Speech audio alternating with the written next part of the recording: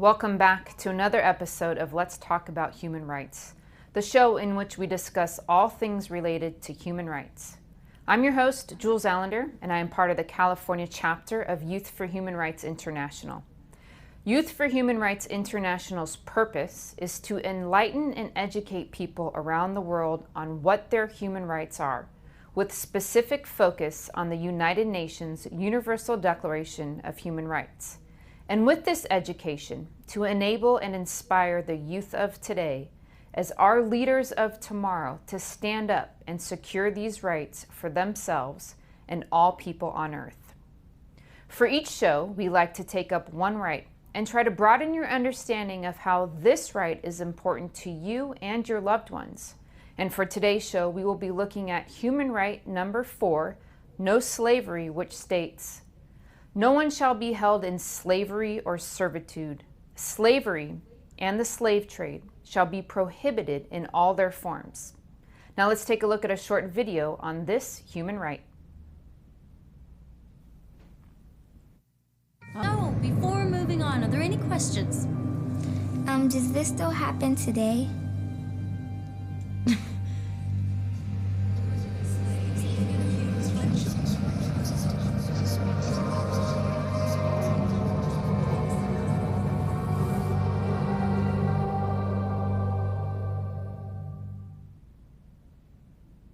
So today we're going to be talking about this topic that, while uncomfortable, is essential to address, and that is human right number 4, as outlined in the Universal Declaration of Human Rights.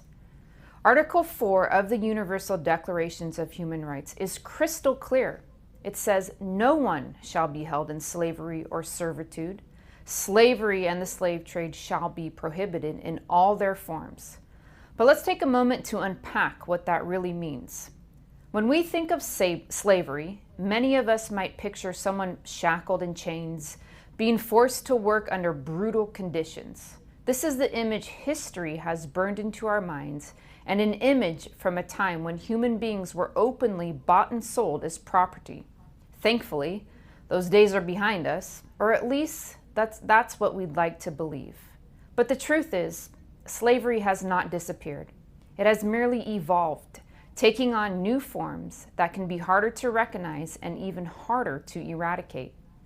Slavery today is more insidious. It's often hidden in plain sight, masquerading as something less sinister, something more palatable, or even something voluntary. Yet, make no mistake, slavery is still very much a part of our world, affecting millions of people across the globe. One of the most demeaning forms of modern-day slavery is sex trade, a term that might suggest some form of economic freedom, a choice, but let's call it what it really is, sex slavery. The term trade implies a transaction between equals, where both parties have the power to negotiate and walk away. But in reality, there is no such equality here. Those trapped in the sex trade are often held in bondage, not by chains, but by psychological manipulation, coercion, and the ever-present threat of violence. Imagine being sold off, not as a person, but as an object, to be used at someone else's whim. This is the reality for countless men, women, and children across the world. They are subjected to unspeakable trauma, their bodies used as mere tools for profit. And this isn't something that happens only in faraway countries. It's happening right here in our cities and our communities. It is a global crisis, and yet it often goes unnoticed by the very people who have the power to stop it. The bonds that hold these individuals are not always visible. Often, there are no ropes or chains. Instead, drugs and intimidation are used to keep them under control.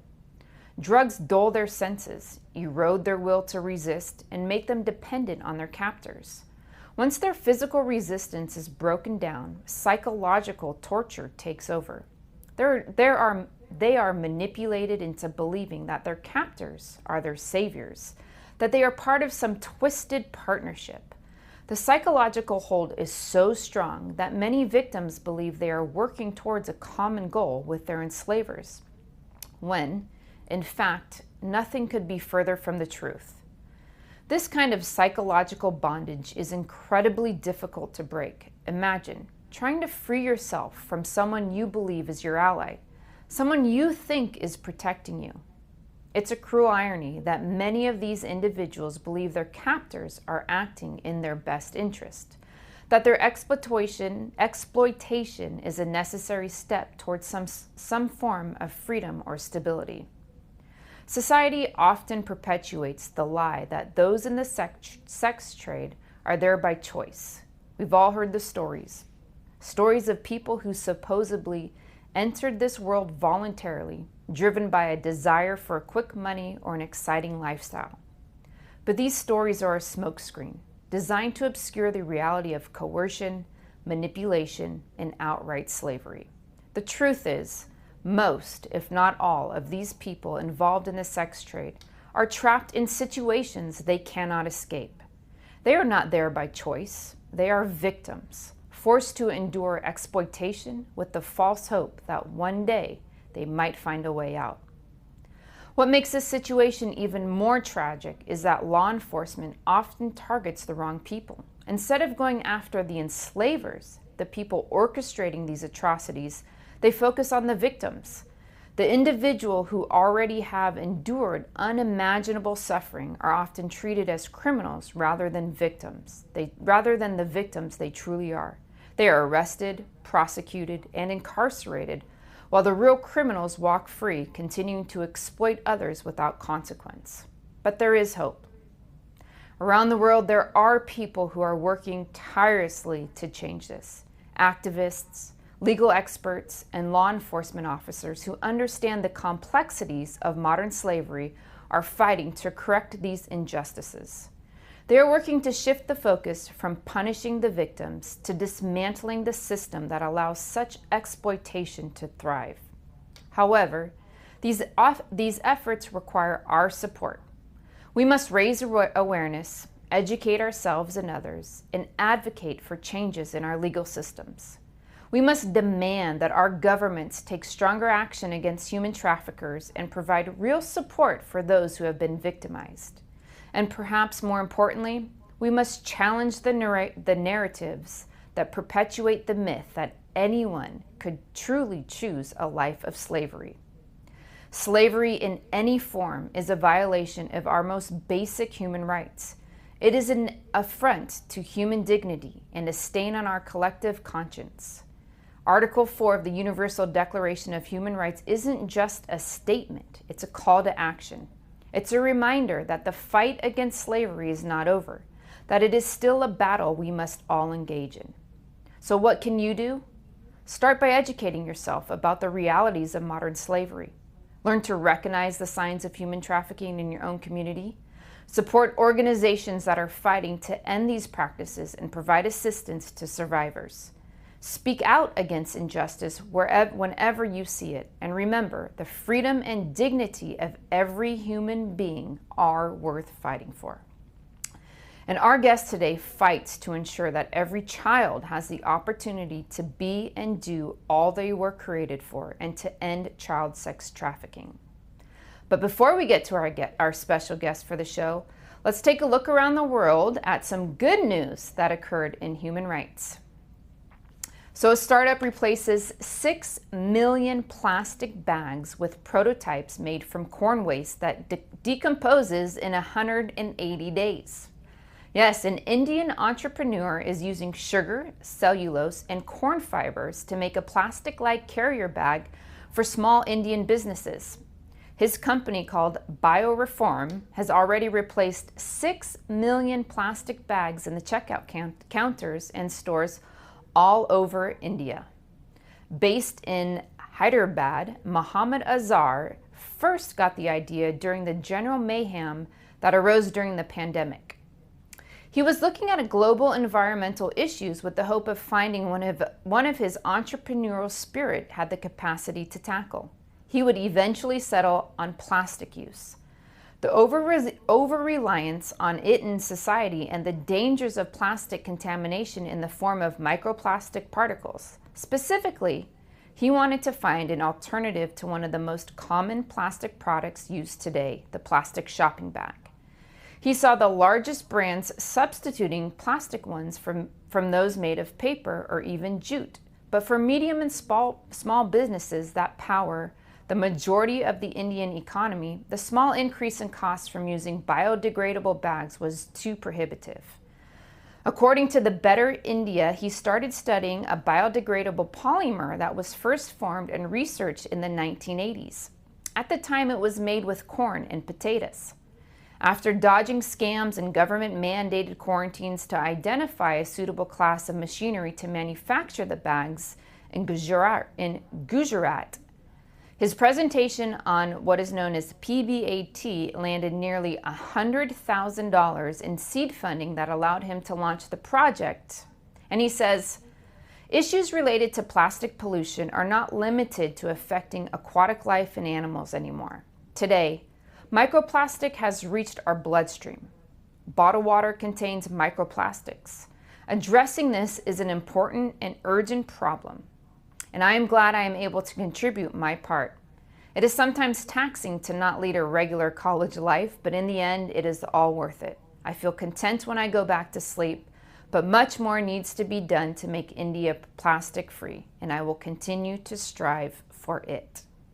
Now that is someone taking his human rights and the rights of others and their well-beings in his own hands and fighting and doing all he can to make a better society and a better life. And now on to my guest who's doing the same. My guest today is Jenny Williamson. Jenny is the founder of Courage Worldwide. Courage Worldwide provides safe houses and resources to child victims. Since 2010, Courage Worldwide has operated trauma and survivor-informed residential safe houses, 3 for minor and 2 for over 18 homes located in Northern California, and both Moshi and Dar es Salaam in Tanzania. Jenny has been recognized nationally, receiving awards including the prestigious FBI Director's Community Leadership Award, the Sacramento District Attorney Community Spirit Award, and the Community Impact Award from William Jessup University. She was additionally awarded the prestigious L'Oreal of Paris Woman of Worth Award and was named one of the George H.W. Bush Presidential Points of Light honorees. And with that, I would like to introduce my very special guest who we are more than honored to have on our show today. Welcome to the show.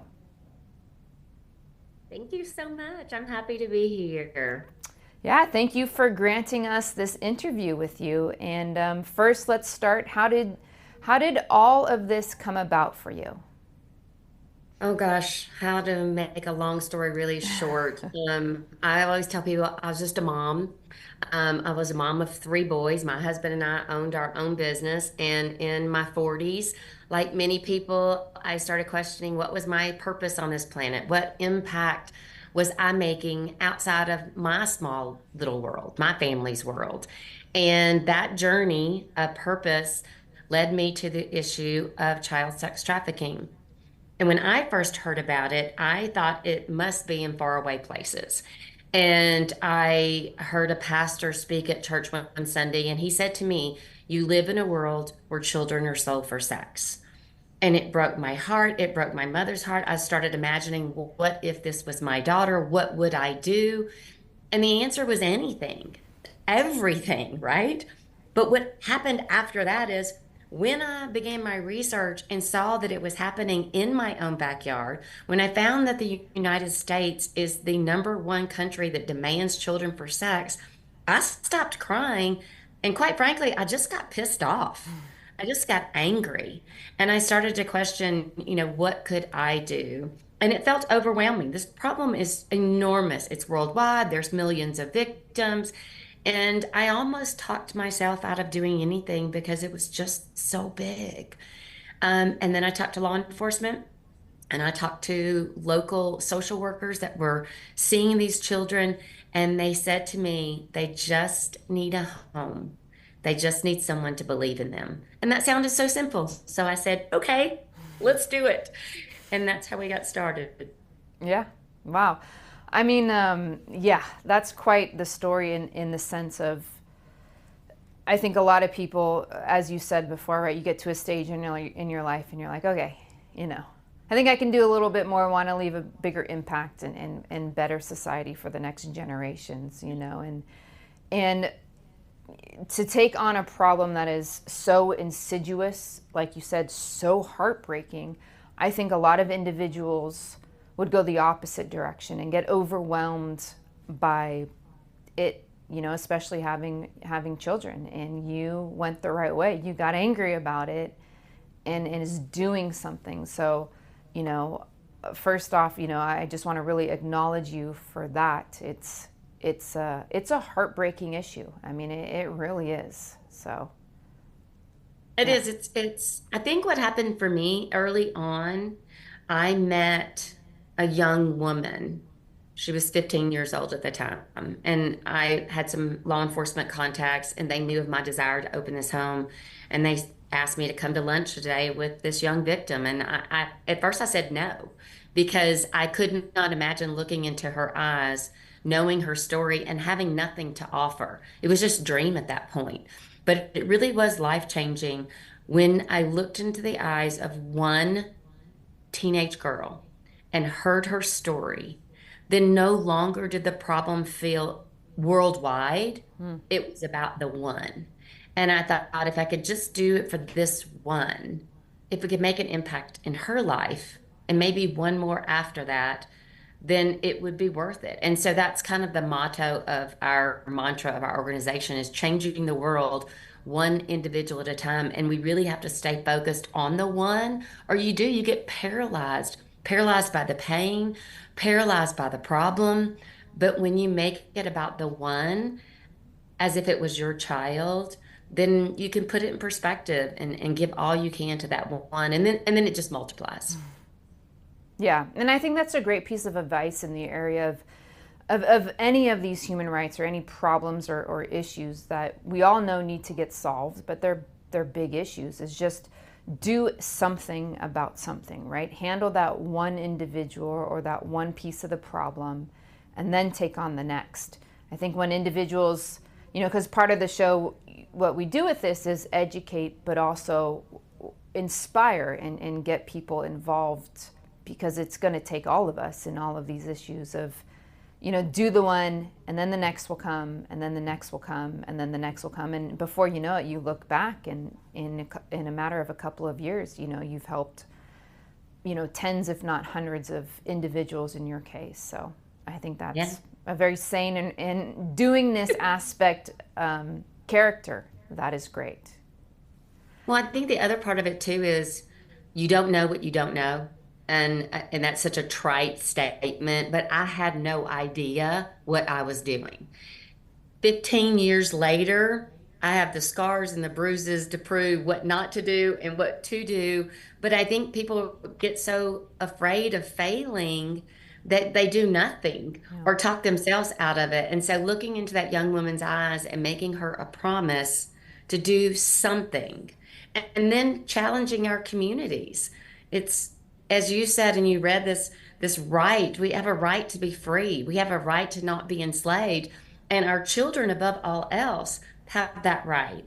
And so many of these children that are victims of human trafficking don't have a family or a parent or a mom or a dad or someone in their life to fight for them. And so taking on that role of one and fighting for that one, yes, that is all the difference in the world. We tell everybody all the time, do what you love to do for these children. I mean, we've had songwriters and artists and painters and moms and business people doing just what they do, what they're talented at, what they have a passion for, but for these kids. And when you bring communities together like that, then there's momentum that is created, and it truly was a grassroots movement where people in our community said it is wrong for a child to be sold for sex. So what are we, not somebody else, going to do about it? What are we going to do about it? And that was my challenge to people. Educate yourself about the issue, find out what's happening in your own neighborhood, and then just take a step forward in being one of the ones that say they're going to fight for these kids. Right. Yeah. Excellent piece of advice.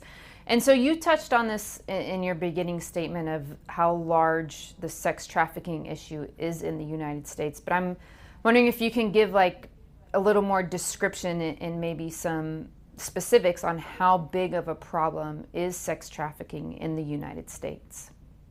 Well, this crime, as you mentioned, is hidden. There is no one going around to the hotels and the motels and the casinos and on the internet, which is where a lot of children are sold, is on the internet, doing a survey asking if they're being sold.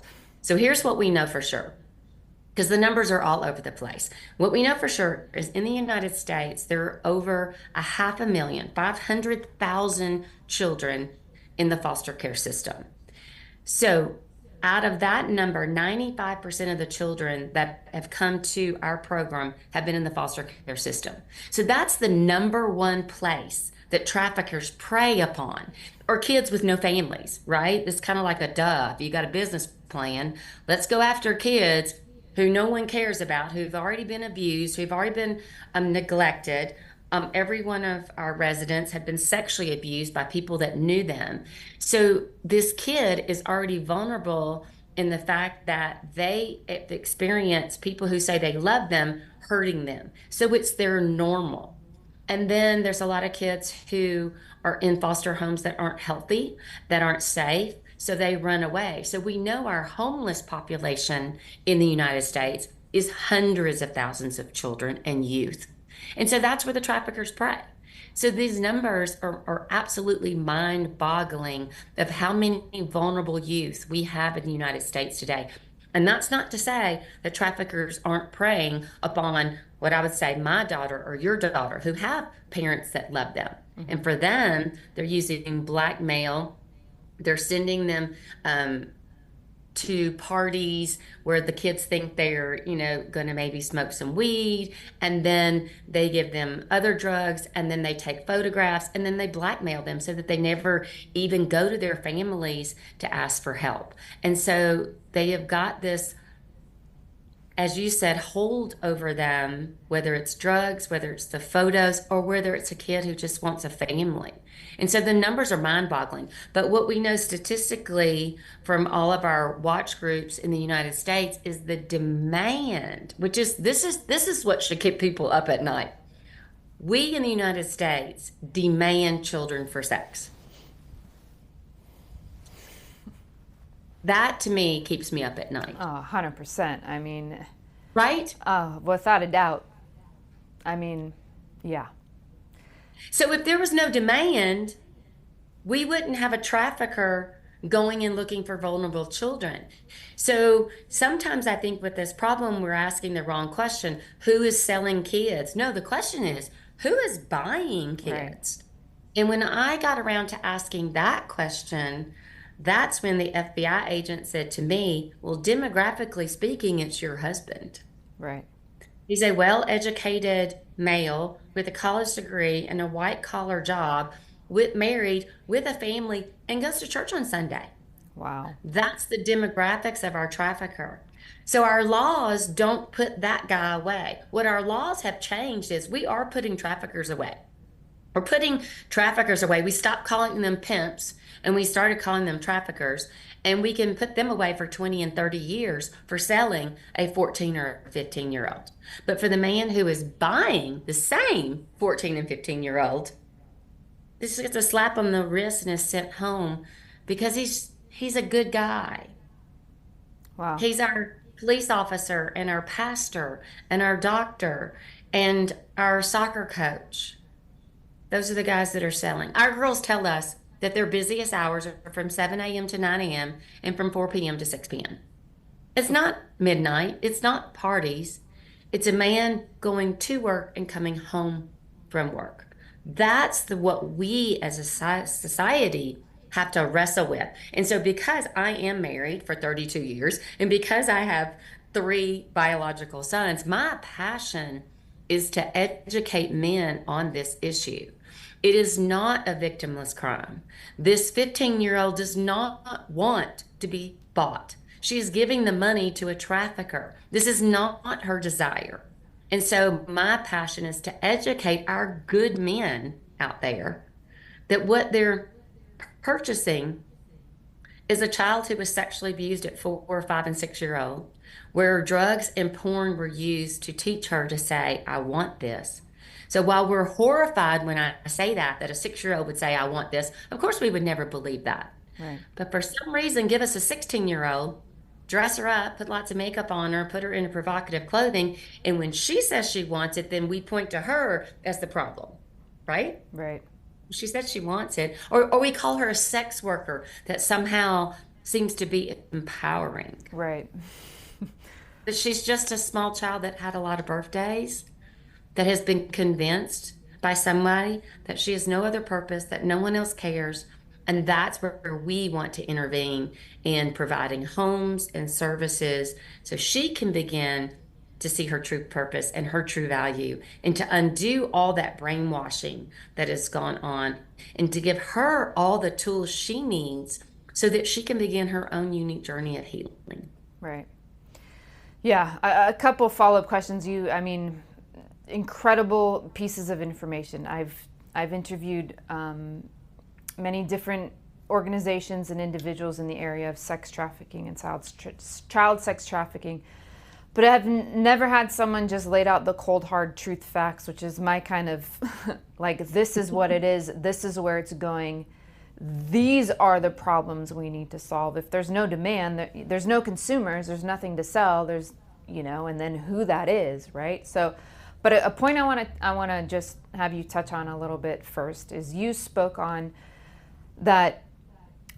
Yeah, we obviously have a problem in the foster care system between over medicating them not having homes and not getting the attention, right? They seek that, and so that's where they get taken advantage of to some extent. I know that's probably not, A to Z how it all works, but I think one thing you said is like these individuals, they'll go to parties, right? Mm-hmm. They'll be drawn in now and they'll go to parties and think they're smoking weed, and maybe that weed is laced, and now they're addicted and blackmailed.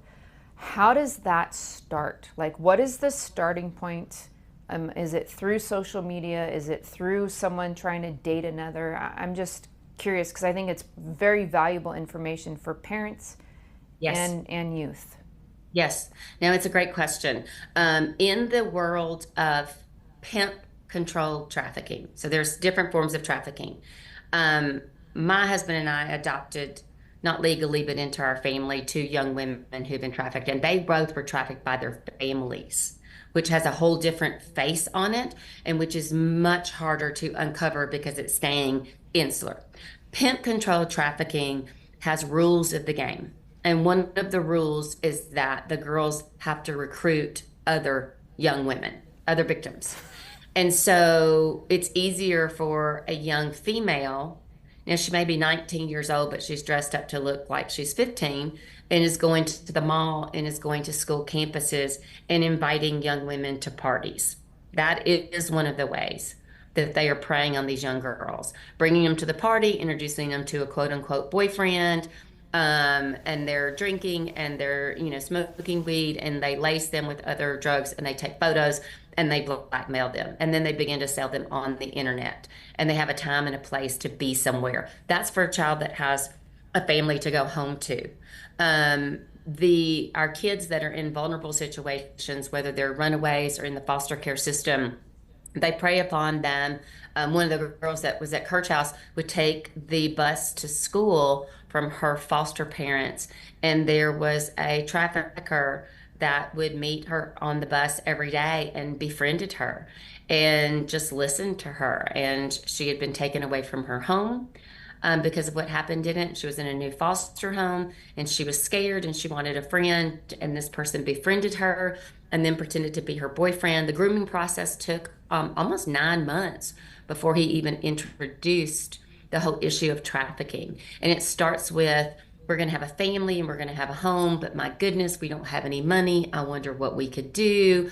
And as you said in your initial comments, invite them into a partnership of this is what we can do to make money, and it won't go on forever.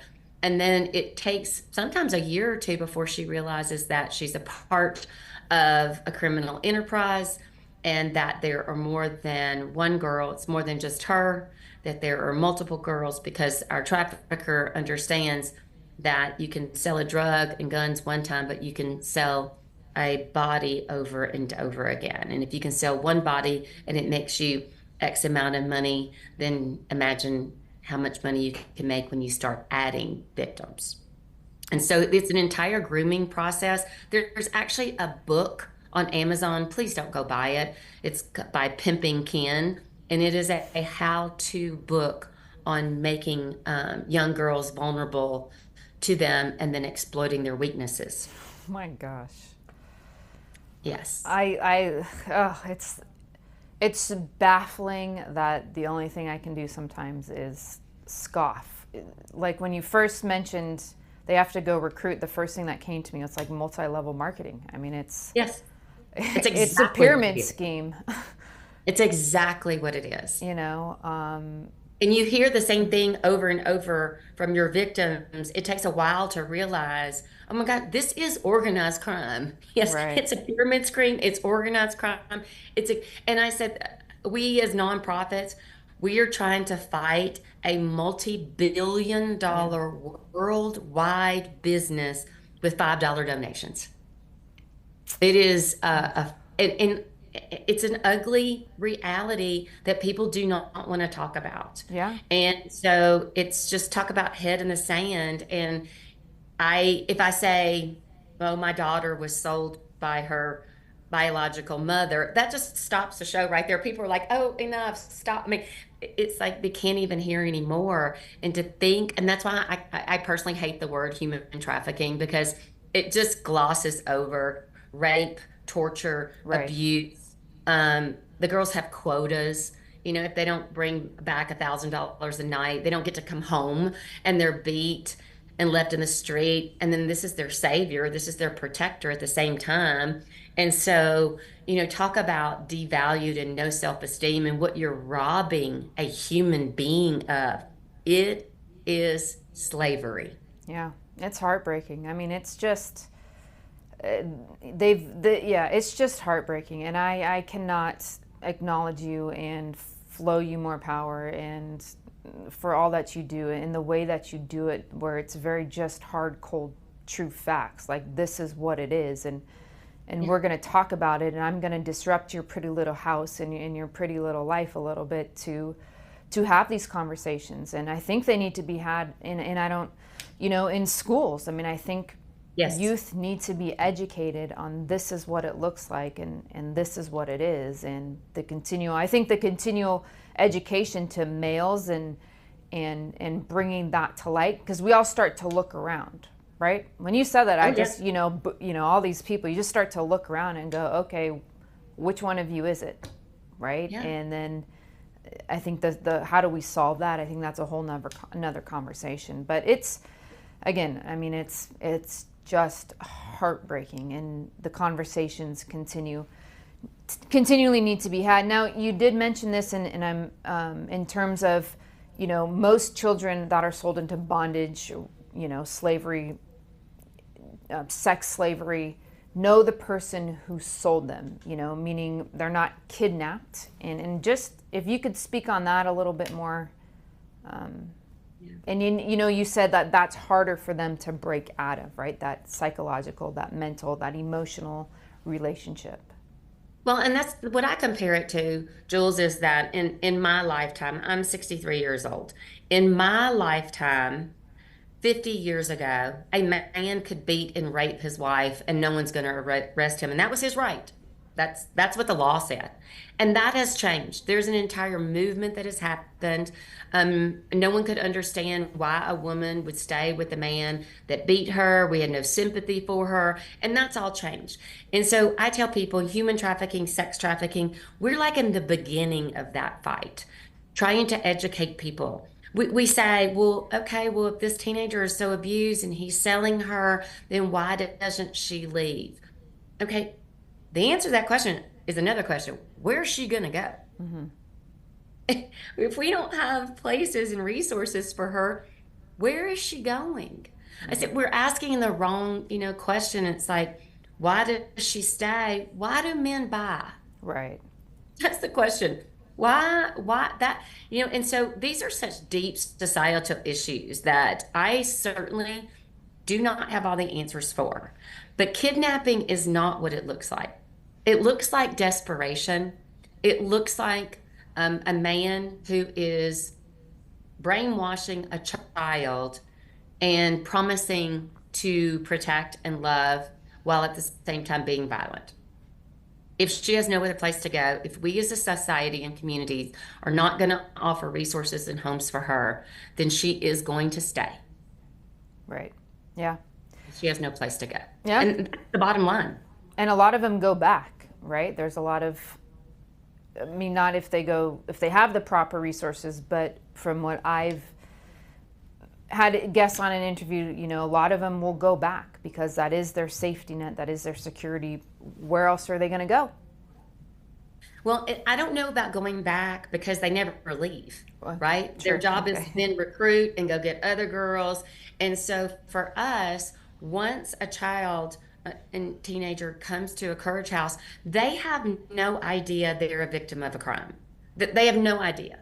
That they think they're mad, that you've taken away from their boyfriend, you've taken away from the drugs, you've taken away from the life they've had. Even though there was violence, they've been taken out because most of our kids got, there was a sting operation with law enforcement and they removed the victim from the situation. And it takes almost 18 to 24 months of being in a place of healing and amazing amounts of therapy for them to go, oh my gosh, they did that to me. Wow. Once they see this truth, they never go back. Never. Our success rate of young victims going back to trafficking, if they are with us for over 12 months, they do not go back. Wow. Because they've had the therapy and they've had the healing, and now they want something for themselves. If we've had kids that come in for a month or two, sure, they're trying to figure out how to go back to their boyfriend because that's all they know. Right. It's the same thing when you have a child who is being removed from their family for abuse. They don't want to leave. They love their family. But Right. we remove them because it's unsafe. But they don't want to go. Right. And it's the same thing with this situation. If it's all you've ever known and you don't have any other place to go, then you stay. Right. Yeah, and I think you stated what I was trying to state, in those short-term leaves of a month, Yes. or 2 months, right? They're like, I want to get out, and then but they don't really want to get out. But I mean, to have that kind of success rate, that's incredible. I mean, that's just truly, truly amazing. And so let's talk a little bit more about your homes. Many of your homes you've had, from what I've read, there was difficulty with licensing requirements in California. What was the change? Oh my goodness, the licensing, if you choose to provide residential services for minors in the United States, you must be licensed by that state. And in 2017, the federal government came out with a law, and the United Nations is doing this all over the world, is putting a stop to what we call orphanages or group homes because of so many abuses that happened in those orphanages and group homes. You started having traffickers taking, once again, these vulnerable children, putting them in orphanages as a nonprofit and saying they were helping them when they were trafficking. So there's this whole movement to stop group care. And so the license we had in California was no longer available to us. And so we transitioned to an over 18 home there and do case management. We're actually in Nevada now working with the county and the state to open a home here where they still have license for a safe home. So we can be a safe home with an on-site school, much like a boarding school, if you will, that has therapeutic services and mental health services and to be able to keep kids from 18 to 24 months. But so we've just seen that change worldwide, and even our homes in Tanzania, Africa, we have to work with the Tanzanian government and overseen by the government to try and put kids back in their villages if they have safe homes or independent care situations or college, because nobody nobody wants these kids to be in group care forever, including us. Our youngest victim in Tanzania was 6 years Oh my old. gosh. You don't want her to stay with us till she's 18. So Right. we work with families in the community after we have gotten them stabilized and a lot of therapy and counseling, to be able to be in a family situation. So that's our goal too. But sadly, our 16 and 17-year-olds that are placed with us are not ever going to have a home and a family because we don't have foster families for 16-year-olds, and especially 16-year-olds who've been in a criminal world. Right. Yeah. Yeesh, So, so much more to work out. As much as you guys are doing, there's so much more to work out. yeah, and I think that's why since I've been doing this, our organization is going to be 20 years old next year, and we've had minor children in our programs since 2010, so for 15 years. And you're not seeing more minor homes across the United States for that reason. You have to be licensed by the state, so that means you're having the state come in and you have that accountability, which is fine for us. But a lot of people that want to help don't want that type of oversight or relationship, and so you see way more over 18 homes and shelters opening, and so that means in the United States children are placed with foster families. Well, if they don't have enough foster families, then what we have is homeless youth. So now we've just perpetuated and given more vulnerable children to the traffickers because it is hard. It is expensive. I have to have PhD professionals, master's degree professionals that are working with these kids in therapy. And so just your staffing is so expensive.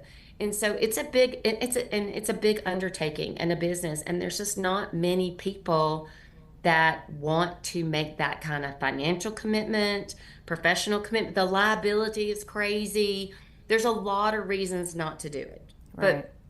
But I feel like we are called to do it and we've been doing it and we've done it well. And so our goal is to prototype our program and roll it out across the United States and around the world.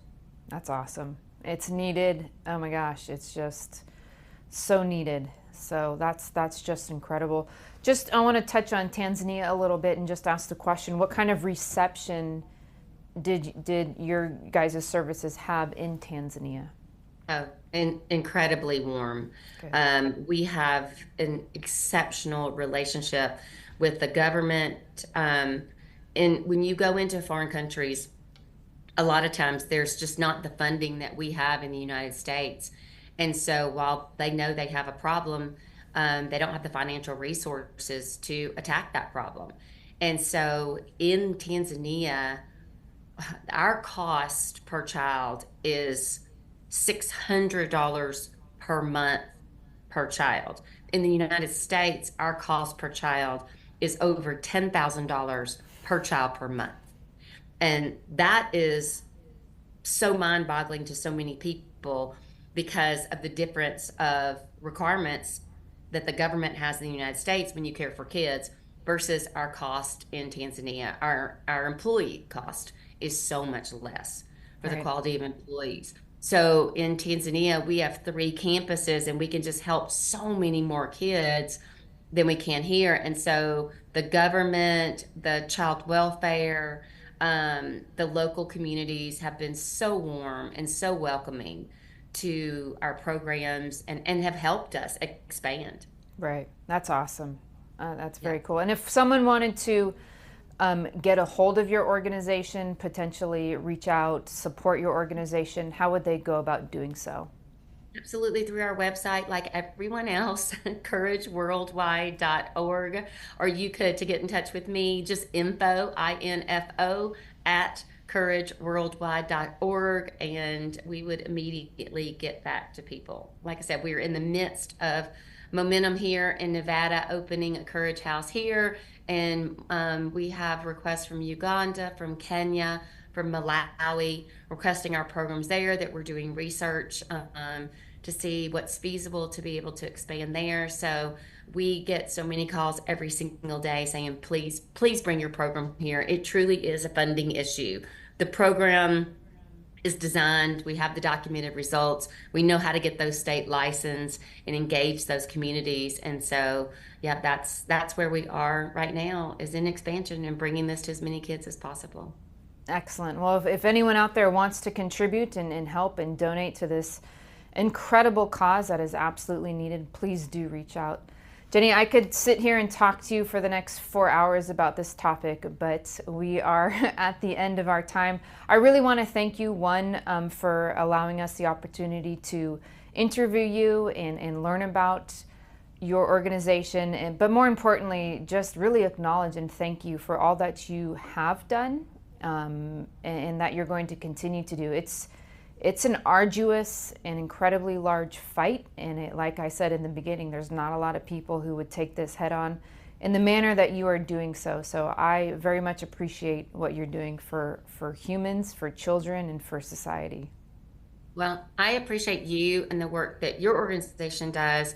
One of the things we do with all of our girls when they come to Courage House is teach them about their rights, because they have no idea what their rights are. And so I see that this is a partnership of what you guys are doing, what we're doing, because until we explain to, and especially young women, is what their rights are, their own bodies, their right to their own body, then this will continue to prevail. And so I thank you for the work that you do, and I really appreciate this opportunity to talk with your viewers about this very, very difficult topic.